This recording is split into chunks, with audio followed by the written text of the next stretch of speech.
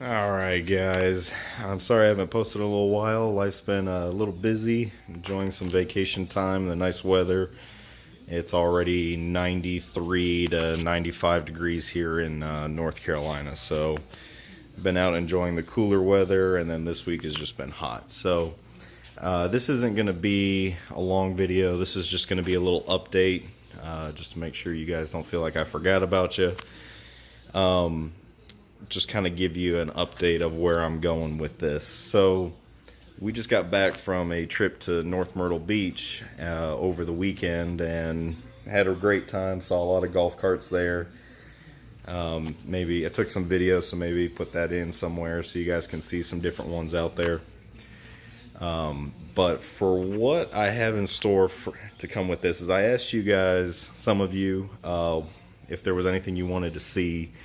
And I also had some people message me and some friends say, you know, what they'd like to see. So here's just a quick little update of what I'm looking at doing in the future, and it should be soon. I'm hopefully get at least another video out this week. One of them was how can we attach a flagpole to the golf cart without making it look really cheap, where you just kind of put a pole on here and zip tie it around. So I'm going to be trying to fabricate something that somebody could do at their house, and it'll probably mount to the hitch. Just a more secure spot. Me personally, I like the symmetry of it being in the middle when you're flying a flag, so we'll see if I can get something put together. Another one was adjusting the governor. There are videos already out there on the internet to show you how to adjust the governor. I have adjusted mine, but I didn't do much. I think I moved it up about an inch on the bolt with there's a bolt and a nut, and it moves when you hit the throttle.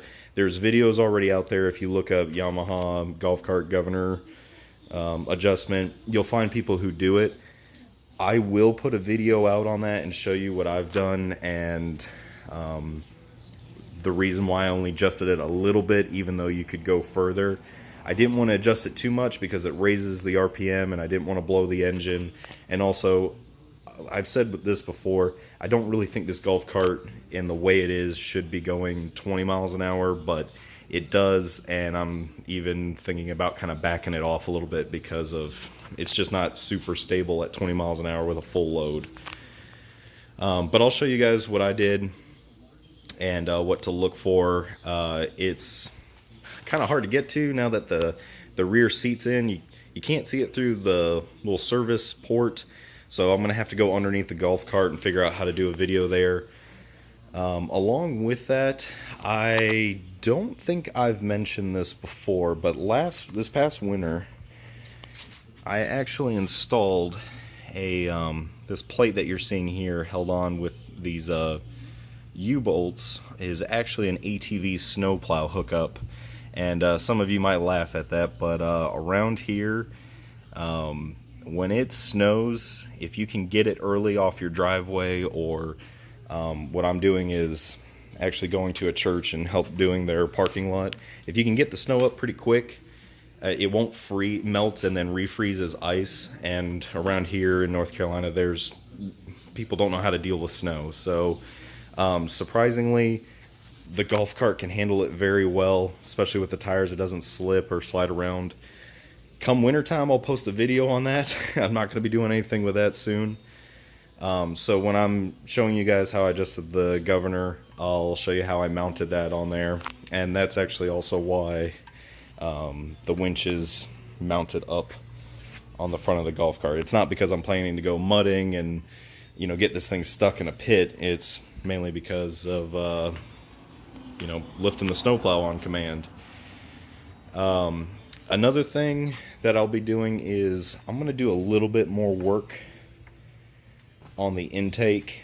So one of my friends made a comment and said that, well, if you're seeing all this dust in here, this very fine silt, don't you think that air filter is going to get pretty dirty quick? And, you know, what if it's not, you know, the filter's not fine enough to actually filter out that dust, so you're just sucking it in. and there's a lot of air generated by the fan on this side of the engine that actually, when you hit the gas, sucks air in through that little scoop, blows it over the engine, and actually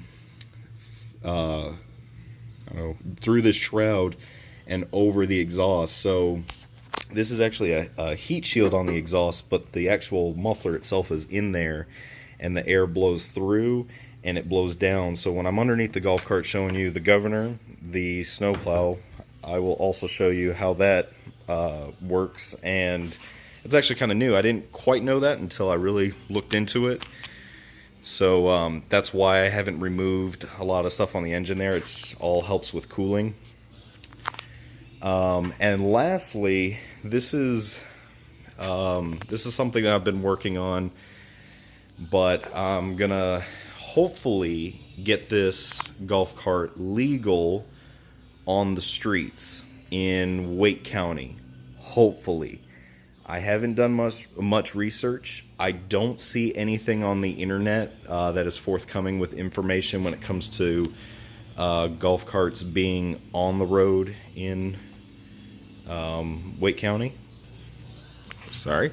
I haven't seen much information on that. I'm not sure if they are really golf cart friendly or they want to be golf cart friendly. But I live in North Raleigh in North Carolina, and there is a very nice golf course, maybe half mile, 3/4 of a mile away. It's where the Rex Open is held. It's the Wakefield PGA course, and they're actually, come this weekend when you see this video post, they're actually going to be holding the Rex Open. It's an event that happens every year, and it's quite fun to watch and be a part of. They're very accommodating, and this entire area is actually very golf cart friendly. They have extra wide roads, and they have bike paths on them that are very wide for what you would normally see on a bike path, and it just so happens that it's the perfect size for a golf cart to go up and down either side of the road.